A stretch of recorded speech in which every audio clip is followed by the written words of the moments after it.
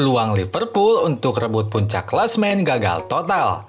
Bermain di kandang sendiri, pasukan Jurgen Klopp ditahan imbang anak asuhan Guardiola. Lalu kontra taktik apa yang dilakukan Pep sehingga Liverpool tampak kesulitan? Apa juga taktik yang digunakan Klopp pada laga ini? Bila kamu ingin tahu jawabannya, tonton terus video ini. Liverpool bermain dengan formasi andalan 4-3-3. Terdapat sedikit perubahan dalam komposisi pemain.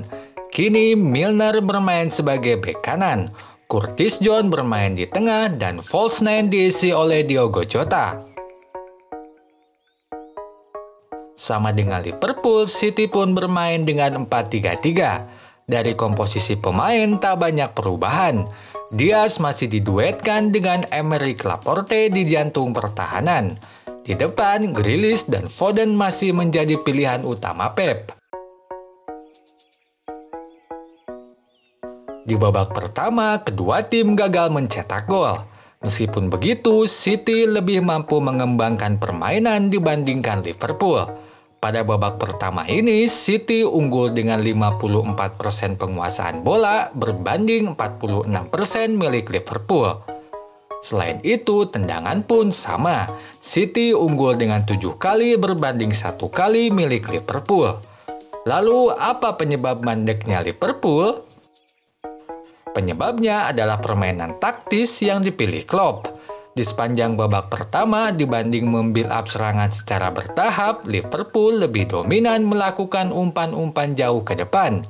Taktik ini dilakukan dengan memaksimalkan kecepatan yang dimiliki oleh Salah, Jota, dan Mane sebagai penerima bola.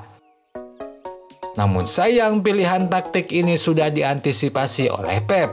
Sepanjang laga, City terlihat menjaga kedalaman pertahanan agar tidak terlalu tinggi.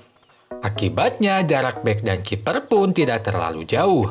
Padahal umpan-umpan jauh Liverpool dimaksudkan untuk memanfaatkan jarak yang jauh di antara bek dan kiper. Misalnya pada cuplikan ini, umpan jauh Liverpool dengan mudah diantisipasi bek-bek City.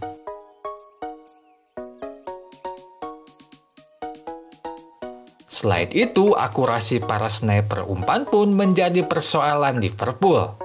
Banyak umpan jauh yang akurasinya tidak baik. Sebagai contoh, di 20 menit awal, Liverpool lakukan 7 kali umpan jauh.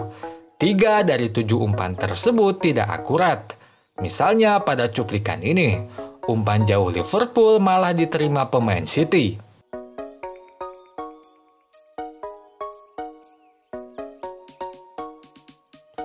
Di babak kedua, Liverpool kembali pada marwahnya. Kini mereka bermain normal dengan membuild up serangan dengan umpan-umpan pendek. Saat build up dilakukan, Henderson akan berposisi lebih maju, sementara Fabinho dan Curtis Jones bermain lebih dalam. Misalnya pada gambar ini, terlihat Fabinho dan Curtis Jones membantu build up di belakang. Akan tetapi, pilihan taktik ini tak mampu secara signifikan mendobrak performa Liverpool. Itu bisa terjadi karena minimnya kreasi dari Henderson dan Jota di depan. Padahal bila melihat peran mereka, seharusnya kedua pemain ini yang membuka pertahanan lawan dengan umpan-umpan pendek. Untungnya Liverpool memiliki Mo Salah. Aksi individunya di babak kedua berhasil menyayat pertahanan City dan mampu torehkan 2 gol. Misalnya pada cuplikan ini.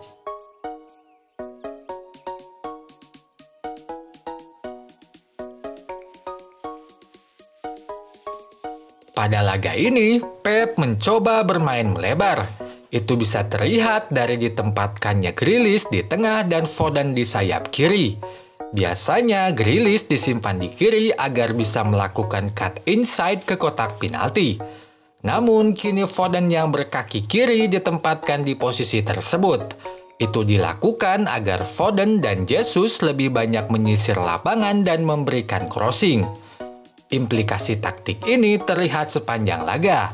Yang paling signifikan pada cuplikan ini, umpan crossing Foden ke tengah kotak penalti berhasil disundul pemain City.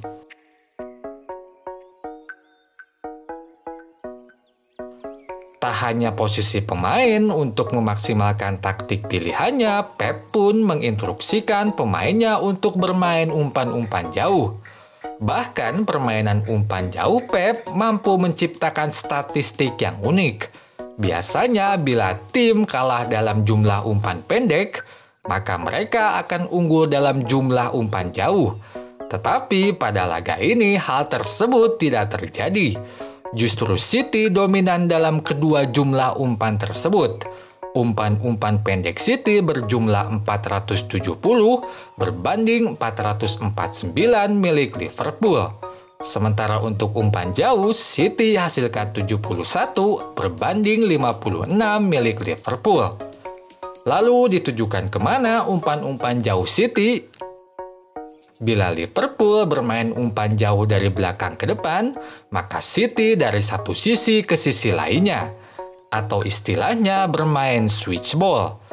Switch ball adalah taktik mengalihkan bola dari satu sisi ke sisi lain dengan memanfaatkan pemain yang melebar di sisi lapangan. Nah, gara-gara taktik inilah City mampu hasilkan peluang yang lebih banyak. Permainan melebar yang dikombinasikan dengan switch ball mampu membongkar pertahanan Liverpool. Sebagai contohnya, lihatlah cuplikan ini. Kevin De Bruyne melihat Jesus bermain melebar di kiri. Ia pun mengalihkan bola dari kanan ke kiri.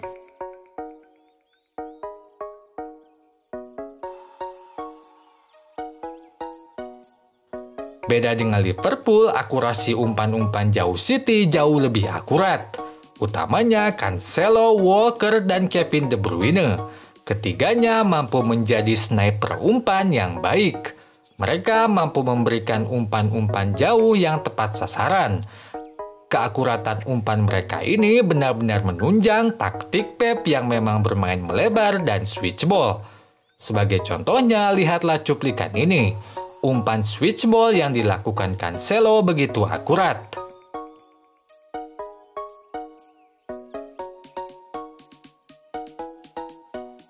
Oke sobat semua, dapat disimpulkan bahwa Klopp dan Pep mencoba memaksimalkan umpan-umpan jauh pada laga ini. Meskipun begitu, hasil yang didapatkan berbeda. Bila para sniper umpan City akurat, maka Liverpool tidak.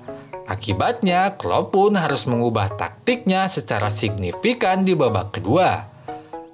Oh iya, sebelum pamit, jangan lupa untuk subscribe dan tonton juga video analisis lainnya. Sampai jumpa lagi. Goodbye.